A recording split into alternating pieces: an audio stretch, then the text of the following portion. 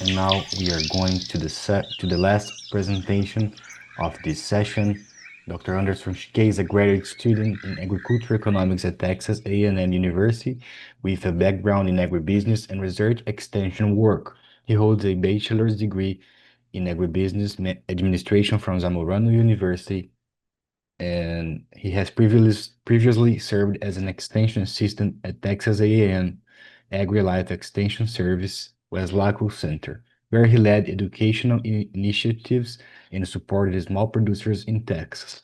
His research spans farm management, price analysis, production economics, and data science. He has co-authored articles and presented them at national and international conferences, including IFAMA and AAEA. He also has extensive experience organizing agricultural workshops.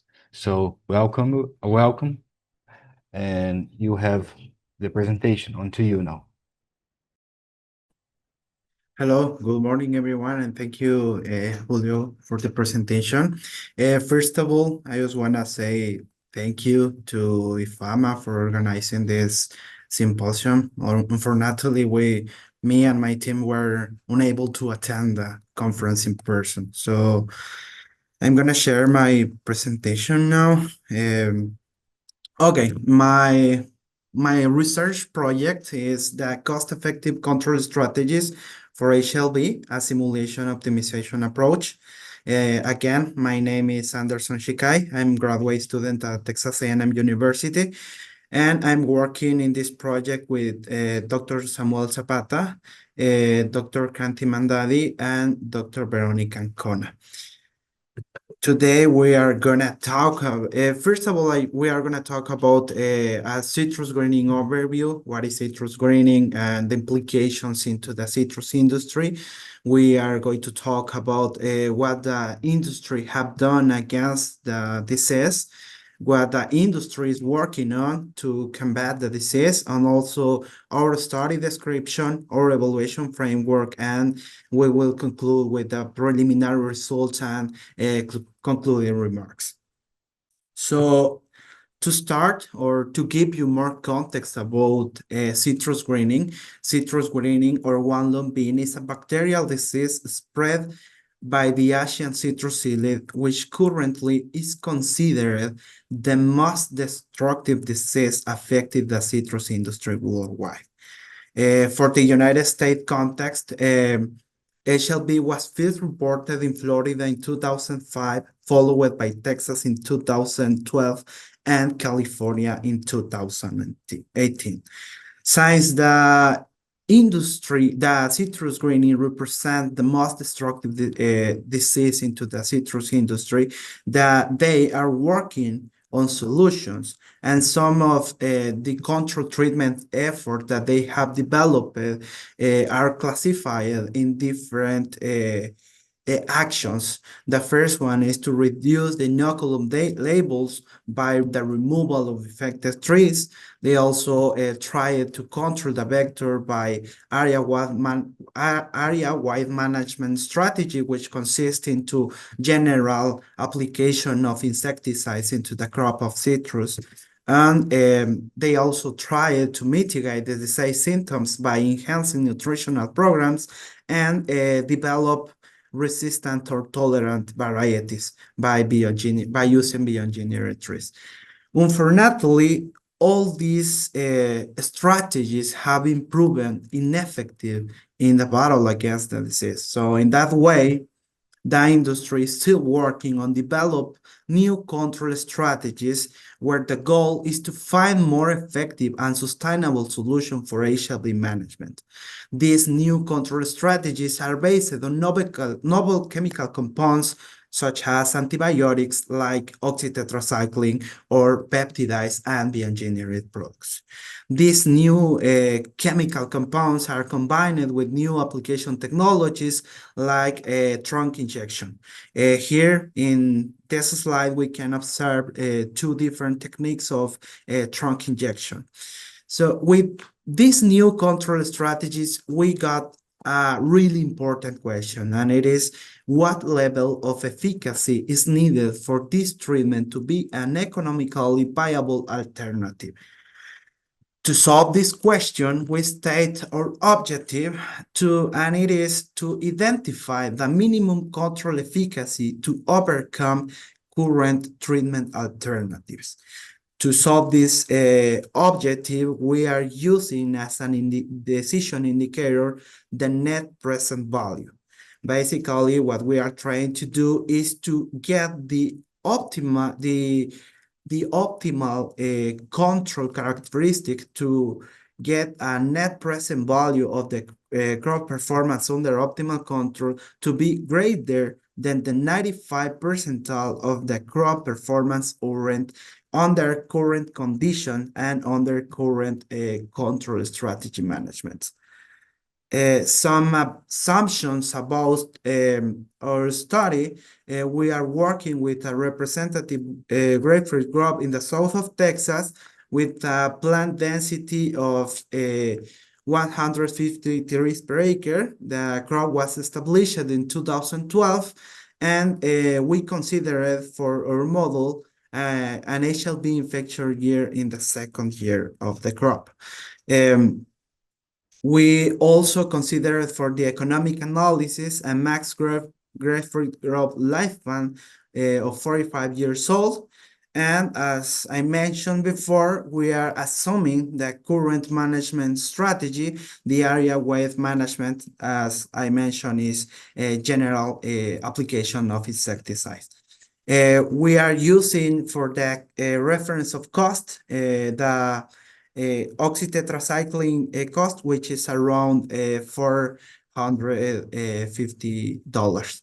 And for the interventions, we consider the 5th year and 10th year. The basis of our study is a bioeconomic model developed by Dr. Zapata in 2022. This bioeconomic model consists in two intercorrelated modules. The first one is the biological one, who works with two of the variables of interest for us. The first one is the HLB incidence, which consists on the spread of the disease into the crop, and it is measured by the number of trees infected. And the second variable of interest is the HLB severity, which represents the spread of the disease into the tree, and it is measured by the proportion of the tree canopy affected. Finally, the biological model projects the effectiveness of HLB management practices. And then all the results from the biological model work into the economic model to project the net returns and project net present value as our decision indicator. To give you more information about what is incidence and severity, because both are the variable of interest or the variables on who we are working, the HLB incidence, here I have the preliminary result of the biological model. And these are the results for the baseline, where we, as I mentioned, we are only considering the current management strategies and the current conditions. So as we can observe, the incidence is progressive, and it rapidly increases from when it starts in year 3 to year 10, when we have already more than 65% of incidence. The incidence is a function of the number of trees in year T and also the disease growth rate where we are working on. Then we have the severity. Again, we can observe the same increase on the first years of the disease, and we can observe the first symptoms on year 5, and it will increase, reaching 100% of severity by year 20 to year 25. The severity is a function of the tree age, how many years the tree have been infected, and also the disease progress rate, where we are working on to find the optimal level of reduction on both the severity and the incidence growth rate. And here we have the complement of the bioeconomic model. As I mentioned, we have the incidence and the severity, and the importance of the severity is that is related with the relative yield. As we have more severity, we have less relative yield. And if we combine the damage on the tree by the relative yield and the number of trees infected, we can determine the cumulative yield, where we can observe the impact of citrus greening into the crop. As a reference, I have here the performance of the yield under a healthy scenario, which means no HLB, and we can see a huge difference between the yield on a healthy crop and the current situation of the crop. Then we work on the economic model where we get the net return, and finally we can estimate the different net present values that are results from different production and market conditions. And here is our simulation optimization approach. I already explained the unconditional function, which is the bioeconomic model. So after we work on the unconditional function, we use a data generating process to generate n numbers of sets of biological and economical variables who works into the conditional function to determine the net present value for different production and market conditions. All these new present values, net present values, are used into the objective function with a metric to define the objective function, which will be used during the optimization criteria to find the optimal solution for to reach our target value or to reach our objective. Finally, the solution is evaluated into a validation process where we use an out-of-sample biological and economical variables to evaluate the performance of the different solution that we get. As we previously discussed, the red graph represents the red distribution represents the different net present value we obtain with the current conditions, and what we are looking is to get new net present values who surpass the 95th percentile of the current results. To get or to reach our objective, we state the intervention, which is trying to find the minimum required reduction in severity growth rate based on a given incident progress and vice versa. To do that, we state two scenarios. The first one is for young trees, where we start the intervention we assume an intervention in year 5 until year 45, and the second scenario is for mature trees where we assume an intervention in year 10 until year 45. Here we have our preliminary results where we basically get the different reductions in severity progress and reduction in incidence progress that we need to reach the objective of the study. For young trees, we need a 61% of reduction in severity to reach the goal if we do not get any reduction into the incidence progress. On the other side, if we do not get any reduction in severity progress, we will need a reduction of 80% of in incidence progress to reach our goal. If we can also see different combination, if we got different reductions in severity progress and in incidence progress. For mature trees, we will need a 69% of reduction in severity progress if we are not able to reduce the incidence. However, there is no way to work on only on reduction to reducing the incidence progress because as I mentioned after year 10 we already have more than 65%, so it means that more than 65% of the trees are already infected. So if we reduce the incidence, the marginal effect of the reduction will not impact the performance of the crop. And finally, as a result of our validation phase, we evaluated all the different combinations identified of reduction in severity progress and reduction in incidence progress for both scenarios, the young orchard and the mature crop. And we obtained different performance who goes from 93 to 100% of performance. What does it mean? Basically, in average, 90% of the time, percent of the times, our net present value, it means with the optimal solution, were greater than the 95 percentile of the current conditions.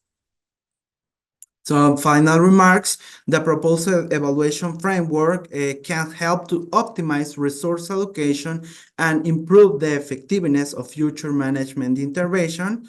Also, finding a superior control treatment for mature trees may be more challenging, as I mentioned, because of the rapidly increasing of the incidence into the crop.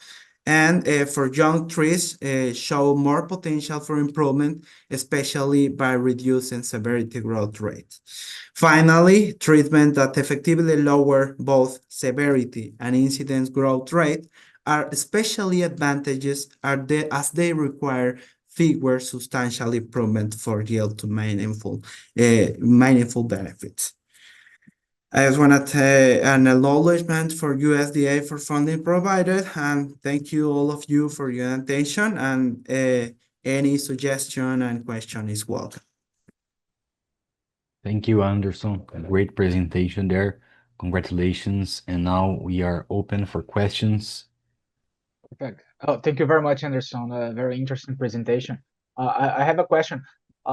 It's interesting the approach of simulation and optimization. I was wondering, is it possible to do that with long-term field trials? Do you think it's a valuable research approach in this case, or it's better with simulation in this case? Due to the nature of the disease and also the crop, because as I mentioned, it's a perennial crop, which we analyzed it in this case for 45 years old. It's really difficult to evaluate file crops for 45 years old. And why we need to evaluate for them for all these years? Because as I mentioned, it is a progressive disease it means incidence and severity are progressive during all the years. So an impact on 1 year of application will affect the condition of the disease during the rest of the years. So if we wanted to evaluate the performance of any control treatment, we will need to evaluate that for 45 years old. So I think it's complicated. That's good. That's good. It makes sense.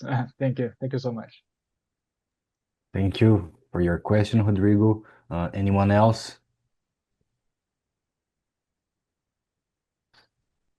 Sure. Hi. Thank you for your presentation. It was really interesting. My husband grew up in Weslaco, and so I find both of these presentations in the Valley interesting, especially given all of the the politics and the importance of water being critical. These are all such important issues these days where we need to find those solutions. So I was wondering about how your research, you think, can help guide those funding priorities and policy decisions for managing the citrus industry? Yeah, our study are oriented on two different ways. The first one is for researchers because it gives them a reference on how the different control treatments should be or what characteristic on the improvement in severity and incidence should have to uh, to get a good performance. So it helped them to focus or to optimize their resource to in a permissible control treatment. And also it is focused to farmers to give them a reference on how effective should be a control treatment to success on their crops. So what would be the next steps then in validating or applying your findings, so that they can be really applied in the real world? Yeah, as I mentioned, unfortunately, all the control strategies developed have been proven ineffective. However, there are many studies or many research teams who are working on develop new control strategies. So we are waiting for these new control strategies to evaluate them because as I mentioned before on the first question, it is difficult to evaluate the performance for 45 years. So what we need is to have results from 2 or 3 years, and we can project the performance of this control treatment for the future. And we also will evaluate the optimal solutions with different costs because actually if there is no a control strategy, we don't know exactly how much it will cost. Do you think that the USDA will be able to continue funding your studies? It's a really good question. As I mentioned, for states like Florida, California, or Texas, the citrus industry is really important. I mean, it's a basic economic activity. So I hope it will.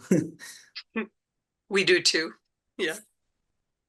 I mean, all of us love orange juice, so and grapefruit juice. So we hope we still have the funding. So important to the economy. Thank you. Thank you to you. Okay, thank you, Catherine, for your questions. And thank you, Anderson, for your presentation.